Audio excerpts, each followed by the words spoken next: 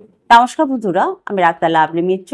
আবারও চলে এসেছি হোমিওপ্যাথি জগতের কিছু টপ রেটেড মেডিসিন আপনাদের সাথে আলোচনা করব বলে।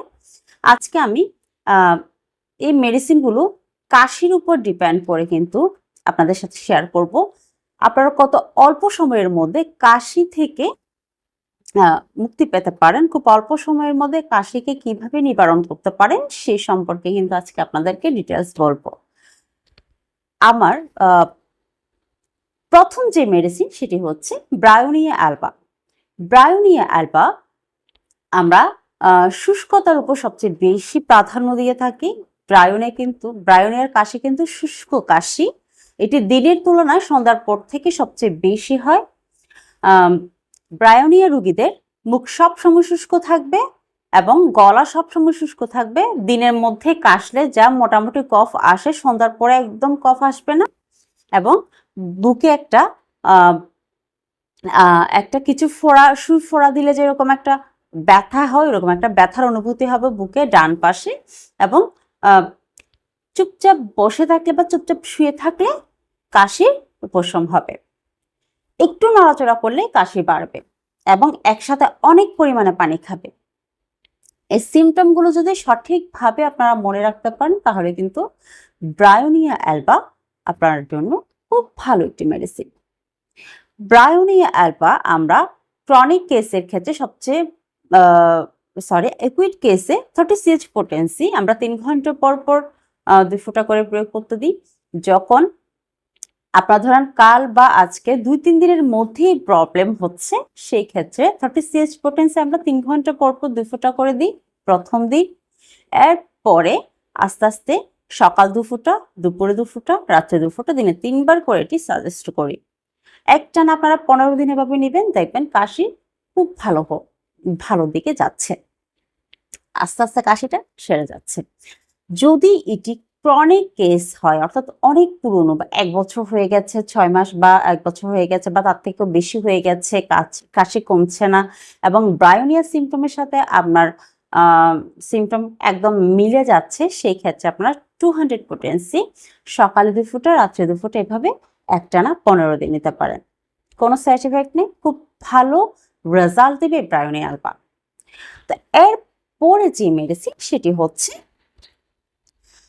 জিওম্যাক্স। জিওম্যাক্স কিন্তু খুব ভালো একটি মেডিসিন শুষ্ক কাশির জন্য।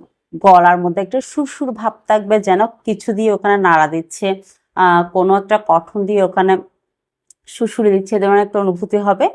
প্রচুর কাশি হবে, সন্ধ্যায় হবে, হালকা ঠান্ডা বাতাস লাগলে, ঠান্ডা বাতাসগুলো যখন শরীরে লাগবে তখনই কাশি শুরু হয়ে যাবে।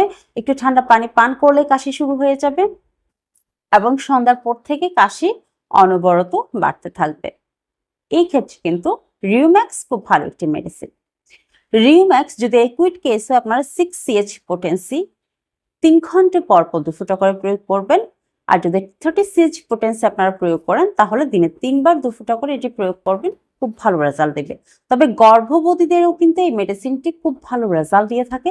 অনেক মেয়েরা আছে প্রেগন্যান্সি অবস্থায় ঠান্ডা সহ্য করতে পারে না, কাশি হয়ে যায় খুব অল্প সময়ের মধ্যে, তাদের কিন্তু এই মেডিসিনটি 3 ঘন্টা পর পর যদি 2 ফোঁটা করে দেওয়া হয় খুব ভালো রেজাল্ট দেয়, খুব অল্প সময়ের মধ্যে কাশি ভালো হয়ে যায়। এরপরে যে মেডিসিন সেটি হচ্ছে কোনিয়াম। কোনিয়াম ক্রনিক কেসের ক্ষেত্রে আমরা একুইট কেসে ব্যবহার করি, তবে ক্রনিক কেসের ক্ষেত্রে কিন্তু খুব ভালো রেজাল্ট দিয়ে থাকে, অর্থাৎ খুব পুরনো কাশির ক্ষেত্রে।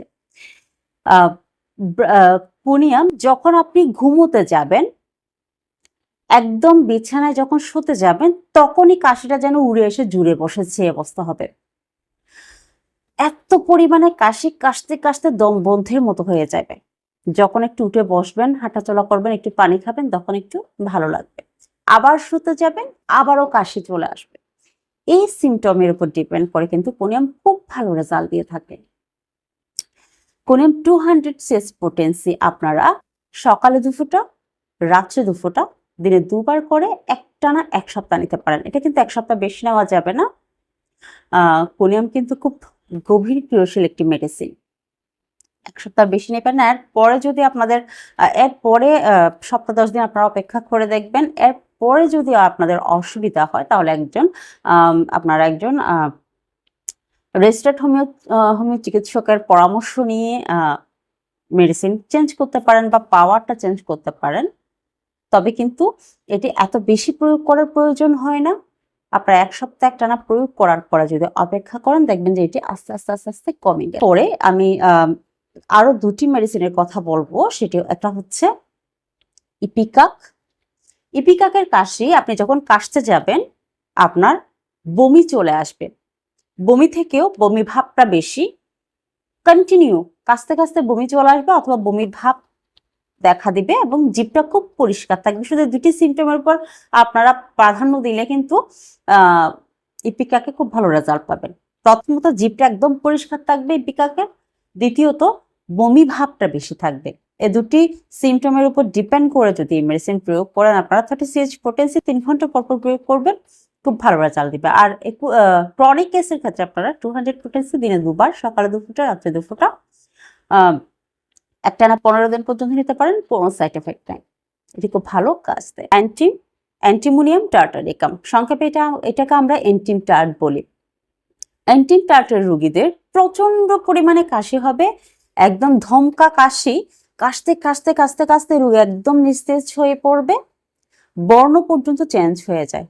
অর্থাৎ বাচ্চাদের কাশতে কাশতে নীল বর্ণ হয়ে যায়, বৃদ্ধদের দেখা যায় কাশতে কাশতে একদম বোকা টাইপের হয়ে যায়, একদম নিস্তেজ হয়ে পড়ে, খুব দুর্বল হয়ে যায় এবং বুকের মধ্যে একটা গড় গড় একটা শব্দ হয়। বাচ্চারা দুধ চষে খেতে পারে না, বুকে ব্যথা করে। বড়রা জোরে নিঃশ্বাস ফেলতে পারে না, একটা টান চলে আসে, শ্বাসের একটা টান চলে আসে। এই ক্ষেত্রে গিয়ে আমরা অ্যান্টিম টার্ট 6 সিএইচ পোটেন্সি, অল্প থেকে শুরু করা ভালো, 6 সিএইচ পোটেন্সি হলে একটু ঘন ঘন প্রয়োগ করা যায়। সেক্ষেত্রে আপনারা 6 সিএইচ পোটেন্সি 2 ঘন্টা পর পর 2 ফোঁটা করে, এরকম মুমূর্ষু অবস্থা কিন্তু 2 ঘন্টা পর পর 2 ফোঁটা করে আপনারা খাওয়াবেন। পরে আস্তে আস্তে আস্তে আস্তে 30 সিএইচ পোটেন্সিতে যাবেন, দিনে 3 বার করে খাওয়াবেন। এটি একদম শেষ অবস্থায় যখন দেখবেন যে রোগী মোটামুটি অনেক ভালো হয়ে আসছে, তখন আপনারা 200 পোটেন্সি দিনে 2 বার করে 2 ফোঁটা করে খাওয়াবেন, খুব ভালো রেজাল্ট দেবে। তো বন্ধুরা, আজকের মতো আমি এখানে বিদায় নিচ্ছি। আজকে অনেকগুলো মেডিসিন বললাম, এই মেডিসিনগুলো যদি আপনারা সিমটমের উপর ডিপেন্ড করে সঠিকভাবে প্রয়োগ করতে পারেন, তবে একসাথে একাধিক মেডিসিন নেবেন না। আপনারা অবস্থা বুঝে সিমটমের উপর ডিপেন্ড করে যে সিমটমে যে মেডিসিন আসছে সেই মেডিসিনটি নেবেন, এবং এর পরেও যদি না বুঝেন তাহলে অবশ্যই আপনাদের নিকটস্থ কোনো রেজিস্টার্ড হোমিও চিকিৎসকের মাধ্যমে পরামর্শ নিয়ে কিন্তু মেডিসিন প্রয়োগ করবেন, খুব ভালো রেজাল্ট আপনারা পাবেন। তো বন্ধুরা, আজকের মতো আমি এখানে বিদায় নিচ্ছি। এই ধরনের নিত্য নতুন ভিডিও পেতে চ্যানেলটিকে অবশ্যই সাবস্ক্রাইব করবেন এবং পাশে থাকা বেল আইকনটি চাপবেন, যাতে আমি আরো নিত্য নতুন ভিডিও আপনাদের কাছে পৌঁছে দিতে পারি। আজকের মতো এখানে বিদায় নিচ্ছি। নমস্কার।